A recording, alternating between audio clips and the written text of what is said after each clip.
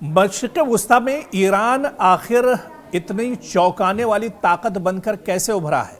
Iran इतना ताकतवर कैसे हो गया है?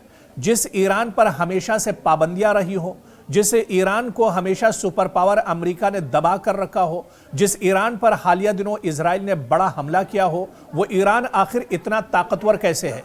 ईरान के सुप्रीम लीडर आयतुल्लाह खामनेई इतना ज्यादा उनका खौफ डोनाल्ड ट्रंप या फिर बिन्यामिन नेतन्याहू को क्यों है? दुनिया की बड़ी ताकतें ईरान के सुप्रीम लीडर से आखिर क्यों डरी हुई हैं? आज इसी को हम समझने की कोशिश करेंगे। दरअसल चाहे ताकत की बात की जाए, हिकमत अमली की बात की जाए या फिर फौजी ताकत की बात की जाए, मशरिक़ वुस्ता में अगर किसी एक मुमकिना जंग को सबसे ज्यादा खतरनाक, पेचीदा और आलमी सतह पर असरअंदाज समझा जाता है तो वो है ईरान और इजराइल के दरमियान बराह रास्त तसादुम। और ये जंग सिर्फ दो मुल्कों तक महदूद नहीं रहेगी, बल्कि इसके असरात पूरे खित्ते और पूरी दुनिया तक एक तरह से फैल सकते हैं। दरअसल इसमें ईरान इतना मजबूत कैसे है?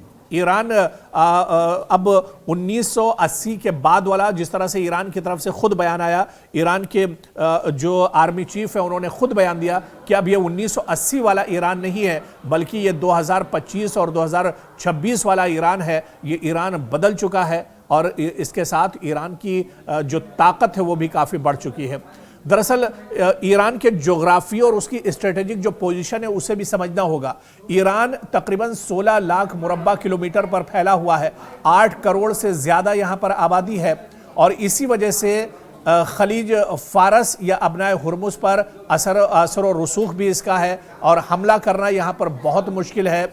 इजराइल की अगर बात करें, सिर्फ 22,000 मुरब्बा किलोमीटर पर फैला है और सिर्फ 1 करोड़ की आबादी है। इसी वजह से यह माना जाता है कि इजराइल के मुकाबले में जो ईरान है वो कहीं ज़्यादा एक तरह से मजबूत है। तो ईरान अब पहले के मुकाबले में काफ़ी मजबूत है और ईरान की फौजी ताकत भी अब पहले के मुकाबले में कहीं ज़्यादा मजबूत नजर आती है। यही वजह है कि मिडिल ईस्ट की बात की जाए या मशरिक़ वुस्ता में ईरान जितने भी अरब ममालिक हैं उनमें सबसे मजबूत एक तरह से माना जाता है और हमेशा से अमेरिका या इजराइल की नज़र इसी वजह से ईरान पर बनी रहती है।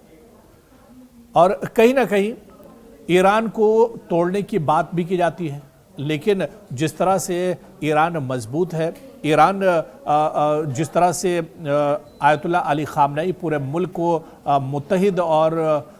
मुत्तहिद करके एक तरह से चल रहे हैं, ये भी ईरान की एक बड़ी जीत है। और यही वजह है कि चाहे इजराइल की बात की जाए या फिर अमेरिका की बात की जाए, ये किसी बड़े हमले का मंसूबा एक तरह से नहीं बना सकते हैं।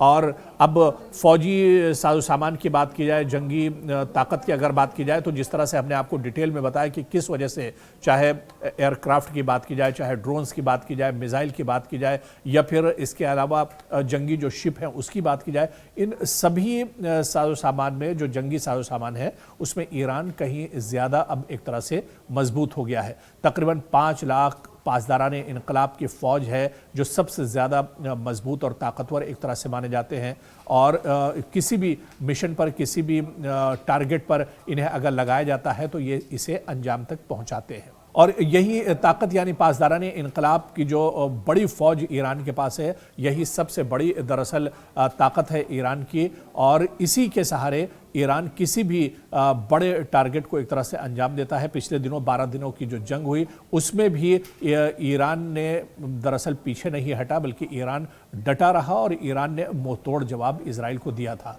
तो कुल मिलाकर ये कहा जा सकता है कि मशरिक़ वुस्ता में अरब ममालिक में जो सबसे बड़ी ताकत है वो ईरान है और ईरान पर कोई भी ताकत या कोई भी सुपर पावर इसी वजह से दरअसल चढ़ाई नहीं करता है या हमला नहीं करता है। इजराइल ने गलती की थी और उसे एक तरह से इस गलती का भुगतना पड़ा जो पिछले दिनों जंग हुई थी और उस जंग के बाद इजराइल को काफ़ी ज़्यादा परेशानियों का सामना एक तरह से करना पड़ा है। तो और अब कुल मिलाकर जो सियासी सूरत हाल है मशरिक़ वुस्ता की और ईरान के साथ, आप देखिए कि ईरान अब तनहा नहीं रह गया है। 2025 में जो लड़ाई हुई थी, जो जंग हुई थी, उसके बाद ईरान कहीं और ज़्यादा मजबूत हुआ है। ईरान ने आलमी सतह पर अपने दोस्त बढ़ाए हैं। ईरान ने आलमी सतह पर जो सुपर पावर ताकतें हैं, चाहे रशिया की बात की जाए या फिर चीन की बात की जाए, उनके साथ इसके ताल्लुकात बेहतर हो गए हैं। और ऐसे में अमेरिका भी ये देख रहा है कि ईरान अब अकेला नहीं है। ईरान पर अब जब हमले के बाद अमेरिका की तरफ से, डोनाल्ड ट्रंप की तरफ से की जा रही थी, तो उस वक्त भी आप देखिए कि जितने भी मशरिक़ वस्ता के इस्लामी ममालिक हैं, बड़े जो ममालिक हैं, वो भी कहीं ना कहीं ईरान के साथ खड़े नजर आए थे।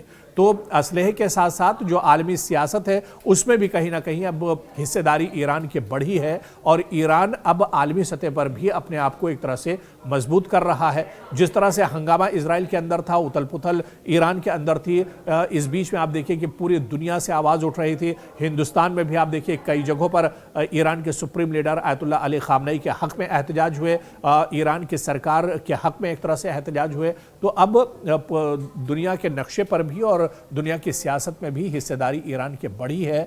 और इसके अलावा जंगी जो ताकत है वो भी अब ईरान की बढ़ी है। और इसी वजह से इजराइल हो या अमेरिका, कोई इतनी आसानी से नहीं सोच सकता है कि ईरान पर हमला किया जाए और ईरान को पस्त किया जाए।